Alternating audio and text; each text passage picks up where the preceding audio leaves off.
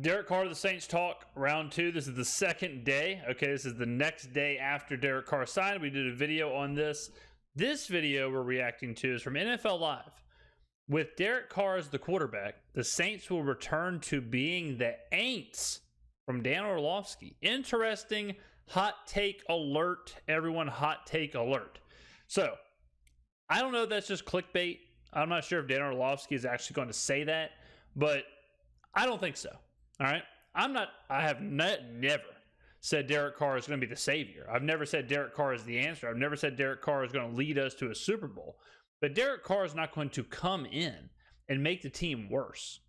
Like, he's not going to come in and destroy the fabric of the team. So if we weren't the Aints last year, and we were 7-10, we were competitive, lost multiple games by 1 score. If we weren't the Saints last year, we're not going to be the Aints next year. It's going to be difficult to keep those two together. And Derek Carr is really only under contract for the better part of 2 years. He could be under contract for 4 years, but really we're paying to franchise him for 2 years, possibly 3. That's it. And by franchise him, I mean franchise tag him.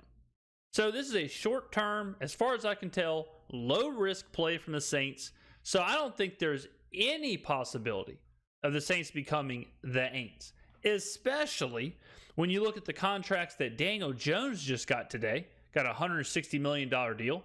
So if you tell me I can have Daniel Jones, who, spoiler alert, sucks ass, or I can have Derek Carr for $10 million less, I'll take Derek Carr. So let's go ahead and see what the young men and women at NFL Live have to say. Straight from the man himself, in a second, as Michael Thomas, his teammate, is very... This is interesting. Will Michael Thomas be a Saint next year? Put in the comments below. What do you think? I'm not totally sure. If he does want to be a Saint next year, he's going to have to do some serious restructuring of that contract. Now, maybe him seeing Derek Carr come in will make him say, all right, look, I'll restructure it. I'll do what I got to do. Okay, I'll do what I got to do. Maybe because he's already restructured once. He'll have to restructure to maintain his roster spot, I think. So Michael Thomas is not a guaranteed to be on the Saints next year. Very thankful for the new beginnings in New Orleans. Of course, what he is referring to is Derek Carr, who you just saw on that opening stamp, because he is headed to New Orleans. Say hello, welcome into NFL Live. Got a pretty busy... All right, we got the boys, Herm Edwards, and of course, Big Dan on the left there. Studio here, Herm Edwards to my left, the coach, and Dan Orlovsky, Dan Orlovsky here on my right. We've got Louis Riddick and Adam Schefter joining us as well. Louis Riddick, Adam Schefter, we got the whole gang. The whole gang is here today to talk to us about this. So I can't wait to hear the genius they're going to bestow upon us. Day here for Shefty. I'm Field Yates. Let's dive right into the news of the day out of New Orleans. And Shefty is going to give us that in just a minute. Shefty, what is the latest on what is taking place in New Orleans with Derek Carr? Derek Carr's all right, so this must be yesterday when this came out. I didn't see the timestamp of this video. So obviously we know the details of this, right? We've talked about this, talked about it in my video yesterday. If you haven't seen that, we break down the actual video or the actual contract, talk about how I think it's a pretty good deal for the Saints. Pretty cheap, honestly, for Derek Carr. Really, a good way to think about it is like 2.5 years, $65 million is basically like how the contract is. And then if you take into the entire contract, you know, it's the 4 years, $100 million guaranteed, $150 at the top end. But you know how NFL contracts work. No one sees the full extent of their contract except Deshaun Watson. Going to sign a 4-year contract with the Saints. He tweeted out "Who Dat Nation," and it's essentially a situation where New Orleans prioritized Derek Carr. After the Raiders released him and allowed him to go visit, that was the one place that he spent a couple of days going to visit. He's played before with the Saints head coach. I think it was really two places. Carr was either going to go to New Orleans because of Dennis Allen, or he was going to go to the Jets. And Carolina kind of snuck in at the end there, but I don't think they were ever really an option. I think Carr's ties with Dennis Allen is what kind of led to this. I mean, obviously, if we had like Sean Payton or somebody, that wouldn't have hurt it. But the fact that Allen drafted Carr, I think Carr has mentioned he has a relationship with Dennis Allen. He did spend some time in New Orleans, before he even got officially cut from the Raiders. So everyone in New Orleans assumed that this was going to be the guy, unless the Jets made some insane offer, which I don't think Mickey Loomis would have overpaid for Derek Carr. If anything, you could argue Mickey Loomis underpaid for Derek Carr. Coach Dennis Allen, who was part of the Oakland Raiders organization when they drafted Derek Carr out of college. Now, those two men will be reunited again. He had interest from the Carolina Panthers. He had interest from the Jets, but clearly he wanted to go to New Orleans to play in an NFC South division right now that's lacking in quality starting corner. That makes no sense because he could have played in that same lacking NFC South in Carolina. Quarterbacks that essentially is in a position where the Saints can win that division, and the Saints had a good enough offer on the table. It's a 4-year deal, but it's really going to be about a 2-year. I am unbelievable. Guys, I do this every video, but it's crazy. How many people? Let me just wax poetic here. How many people do they have on the set? They have Dan Orlovsky, Louis Riddick, Herman Edwards, Adam Schefter, the other fella, and I'm doing all their jobs. I'm sitting here spitting out contract stuff. 2.5 years this. I'm spitting out Jets, Carolina. I'm spitting out this. I work today. It's 6 o'clock. I'm putting this video out for tonight. I'm filming this at 6:24. It will be published at 7 o'clock. I had a full day of work today. I have no notes. I have nothing. I have nothing in front of me. I've got my sleep mask. I've got an Xbox controller, and I've got a hat. That's it. No notes. Nothing. And I'm sitting here just coming home from work, coming home from the grocery store. Yeah, 2.5 years, blah, blah, blah. Oh, Carolina this. God, man, I'm on a different level.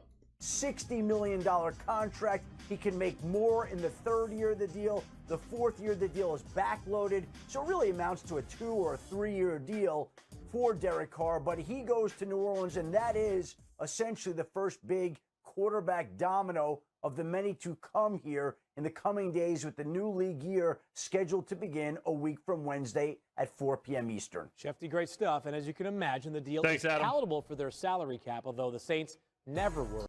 Yeah, it's a great salary cap deal as well. I think it only hits for like a little over $1 million in the first year, so the Saints they're not really in any salary cap trouble. I mean, it's an unbelievable job by Mickey Loomis and our financial team.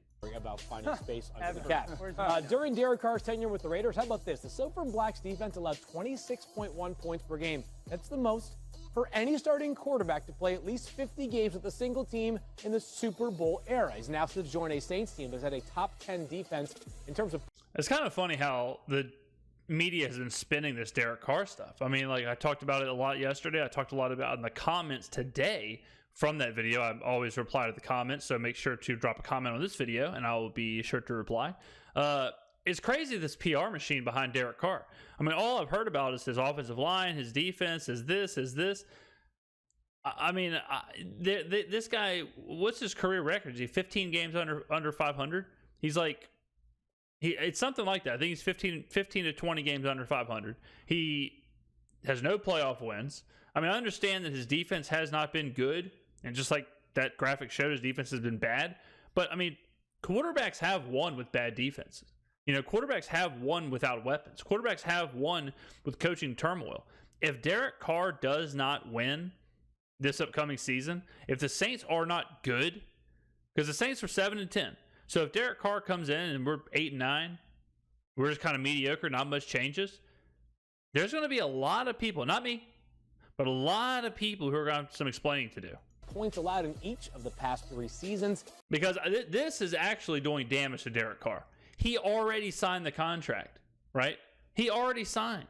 We don't need all this. All this is doing is basically telling people, look, if Derek Carr had a terrible defense, but now he's got a great defense. So if you're watching this and you're a Saints fan, which first of all, you should be watching my YouTube channel, not ESPN. But I guess in this case, you kind of are doing both.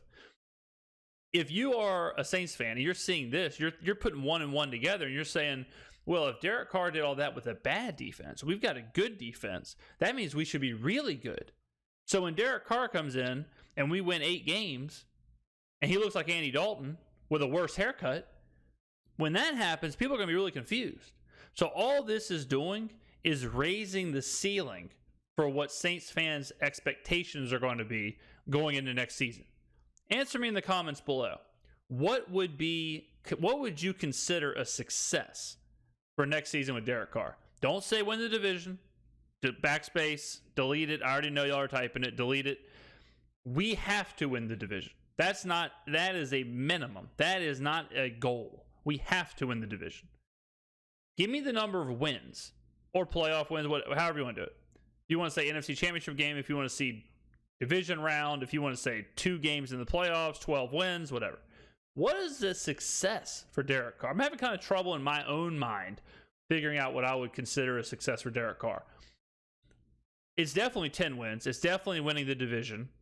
That's probably a start for me. Carr has ever played with a top 15 defense in terms of points allowed in his career. Let's go to our quarterback, Dan. What do you think about this fit for Derek Carr? It's really good for both parties, not only Derek Carr, but the Saints. You know, if we think about the Saints offense and what they ask of the quarterback, and 2 things that I think Derek does really well. 1, get the ball out pretty quickly. He's really good with the... Wow, nice glasses. So I think it's interesting, too, and I hear people say, like, the Saints offense likes to do this. The Saints team likes to do this. The Saints are constructed to do this. Guys, we're not constructed to do nothing. All right? Pete Carmichael and Dennis Allen, they don't know what the hell's going on.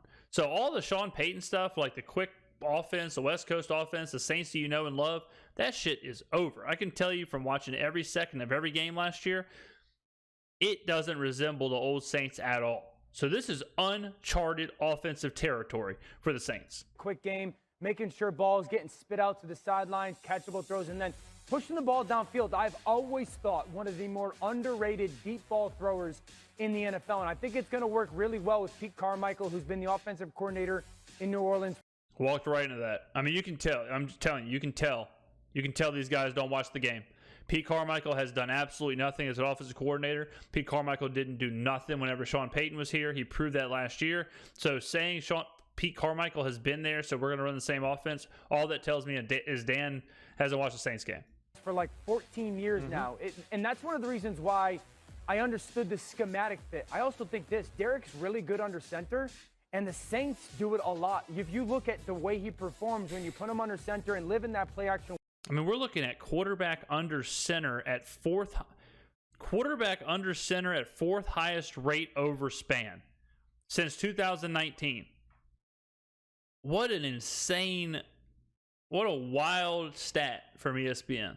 World, he's very good at it. The Saints like it as a big part of their offense because that. Derek Carr under center since 2019, and then the Saints quarterback under center at 4th highest rate over span.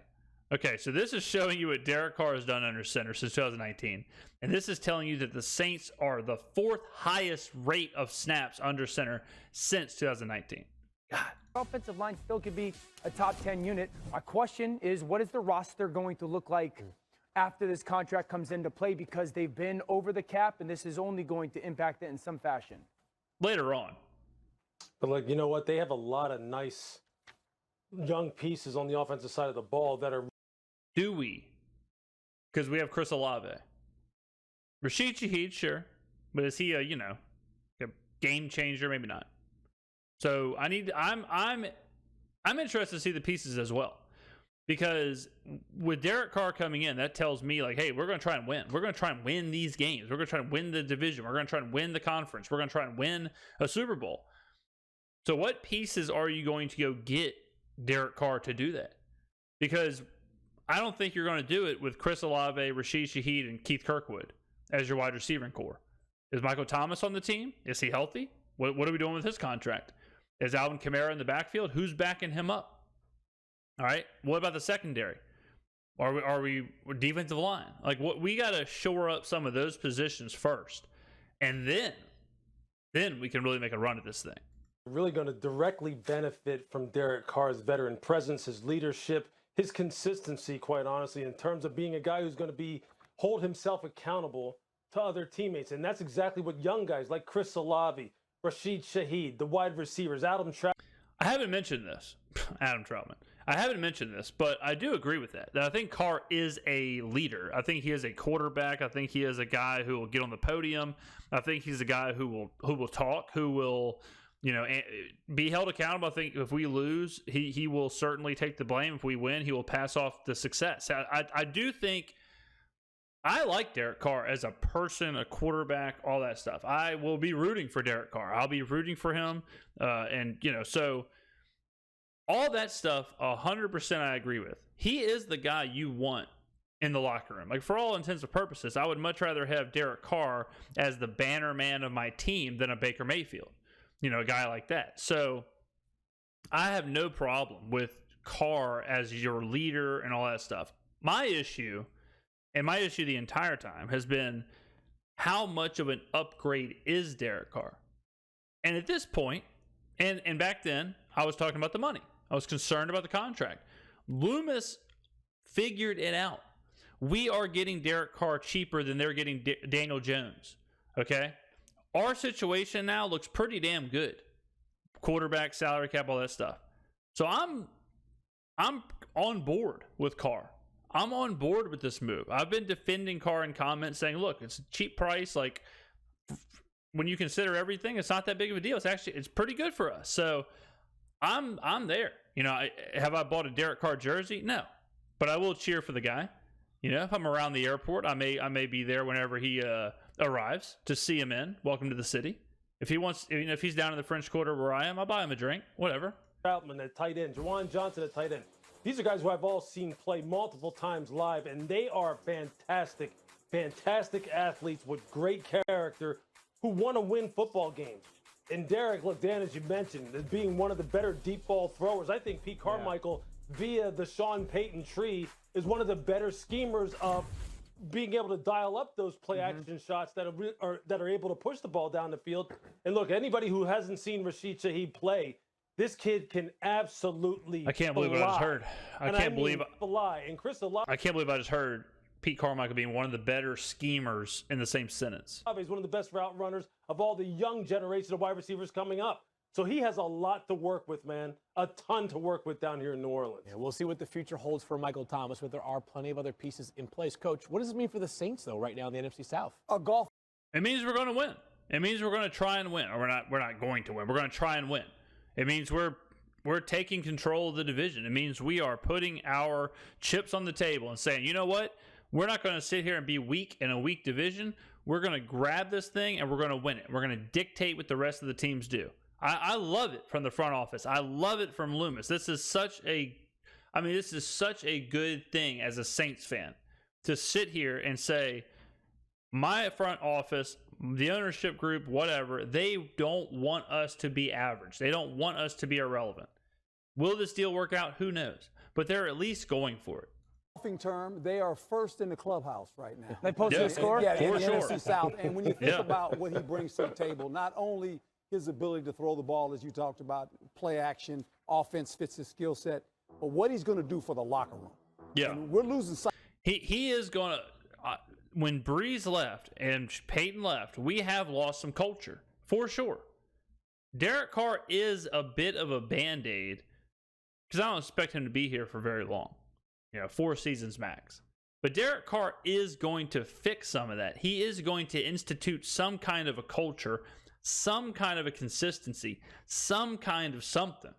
And that's what the Saints have so desperately missed the last couple of years, was just nothing from anybody. So Carr will at least give the locker room that. So I agree with that too. Side of that, when you think about bringing in a quarterback, a veteran quarterback, how is he going to handle the locker room? His personality, A+.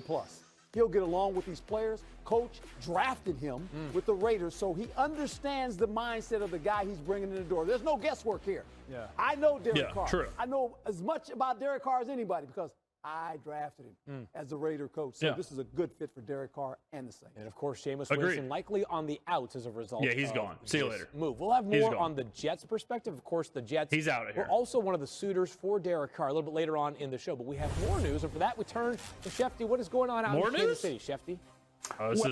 Okay, so we got bamboozled a little bit here. So the rest is about Kansas City. And so I'm not sure. Dan never said anything about the Saints returning to being the Aints. I'm not sure what. Derek didn't. Dan did nothing but heap praise on Derek Carr. So I apologize for NFL Live's clickbait title.